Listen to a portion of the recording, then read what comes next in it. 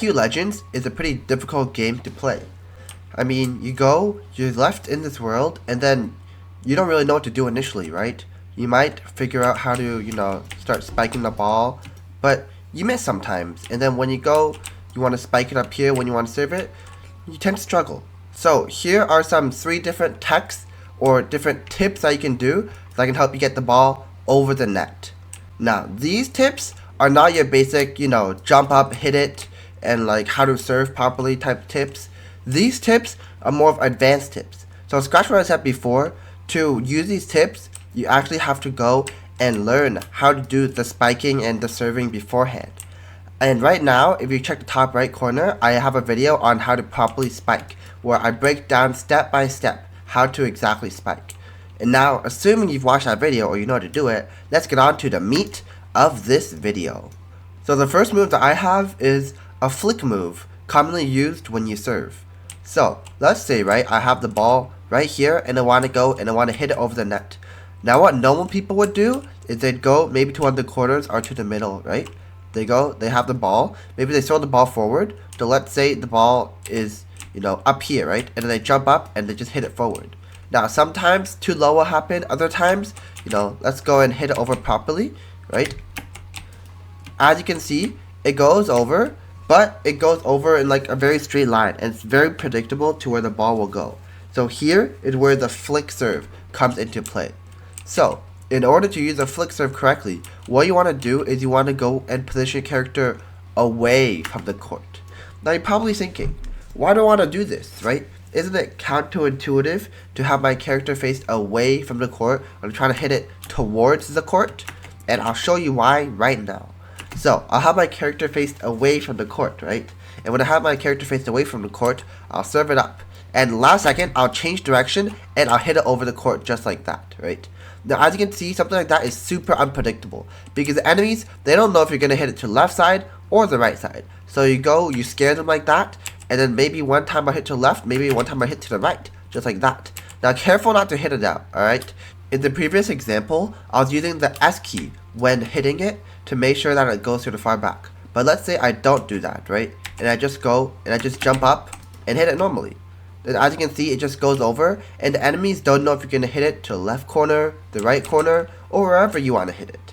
And this is how you can properly use the flick serve to go and gain points. Next up, we have the set block.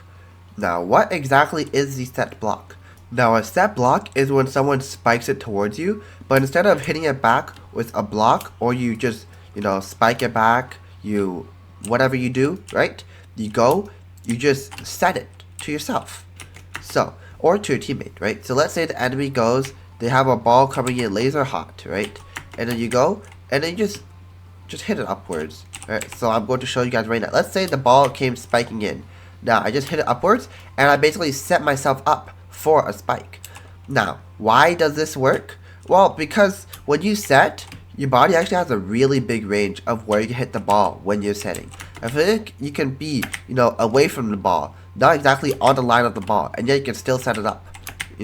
As you can see, I'm not even touching the ball at this point. Yeah, I'm still setting it up, which is kind of crazy to think about. So this just goes to show how big of a range your set is and how you can go and use that to your advantage. So let's say the ball comes, right? You set it to yourself, and then you can go and just spike it down, and then boom, that's an easy point for you right there. And another shameless plug, I know, but you can click on the top right corner and I'll have a card linked to a video where I break down the ins and out of how to properly do a spike. Now moving on to the next technique. The next technique we have is another type of serve, and this type of serve is called a rush serve. So normally, right, when you serve it, as I mentioned before, you run up to it, you hit it over, but a rush serve is what happens when you hit the ball, but not at the highest point like you normally would in a serve, but you want to hit it when it's prematurely gone up. So I'll show you guys right now. As you can see, something like that, right? I'm not hitting it at its highest point, such as right here. I'm just hitting it whenever I can, and I just go and get it over.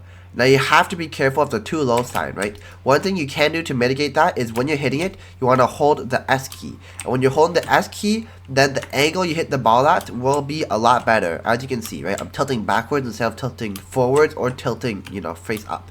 And when I'm tilting backwards, then I can go and I hit the ball, and it won't be considered too low because the ball is technically above me, but it's at an angle where I can hit it towards the enemies, right? So that is how you can use the rush serve.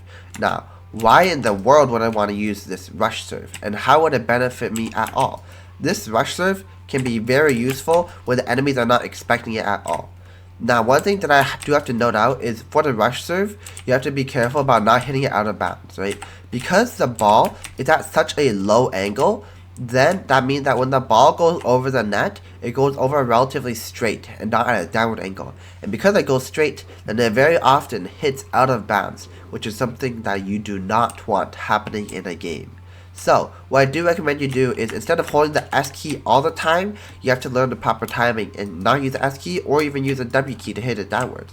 So I'll go try that a few times for you guys while I go and explain the different pros and cons of the serve. Now, as you can see, I just did over there, and I'll explain to you why you want to use this serve. And you want to use this serve because, again, the enemies are not expecting it at all, right? So, the enemies, they're normally expecting you to hit it when it's at its highest point, which is right here. And at that point, then the enemies they're going to be at the back, and they're going to be predicting where you're going to hit the ball and how they want to defend. But if you hit it at a time and place where they're not expecting it, then that's just an easy way to get free points every single time. Well, at least until they learn the patterns of your serve. But that is how you can use the rush serve to your advantage to get easy points. Now, last but not least, we have the double jump serve. Now, why is it called a double jump serve, and what even is it? The double jump serve is a serve where you jump in mid-air to go and smash the ball down at a super steep angle to ensure that they cannot hit it back. Now, you may have seen clips of the double jump serve used already in this video, so it'll get you more familiar to it. But basically, right, I'm just jumping in mid-air, I'm hitting it down, landing fast.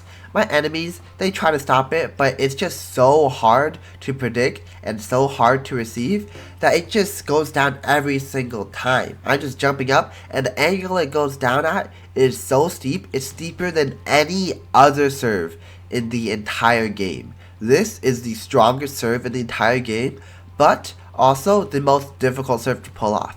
And you do have to go and learn the double jump technique. So I have a video on the right side showing the double jump serve and a more in-depth video about it, and a video on the left showing you generally how to spike the ball and how you want to go and do it. And that is an in-depth 12-minute video of it.